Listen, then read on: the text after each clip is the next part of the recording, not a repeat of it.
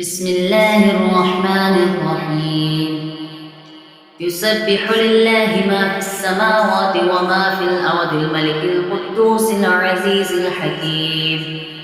هو الذي بعث في الأميين رسولا منهم يتلو عليهم آياته ويزكيهم ويعلمهم الكتاب والحكمة وإن كانوا من قبل لفي ضلال مبين وآخرين منهم لما يلحقوا بهم وهو العزيز الحكيم. ذلك فضل الله يؤتيه من يشاء والله ذو الفضل العظيم. مثل الذين حملوا التوراة ثم لم يحملوها كمثل الحمار يحمل أسفارا بئس مثل القوم الذين كذبوا بآيات الله والله لا يهدي القوم الظالمين. قل يا أيها الذين هادوا إن زعمتم أنكم أولياء لله من دون الناس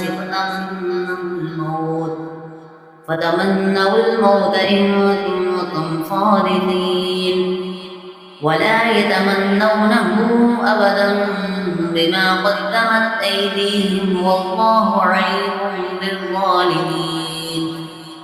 قل إن الموت الذي تفرون منه فإنه ملاقيكم ثم تردون إلى عالم الغيب والشهادة فينبئكم بما كنتم تعملون. يا أيها الذين آمنوا إذا نودي للصلاة من يوم الجمعة فاسعوا إلى ذكر الله وذروا البيع ذلكم خير لكم إن كنتم تعلمون.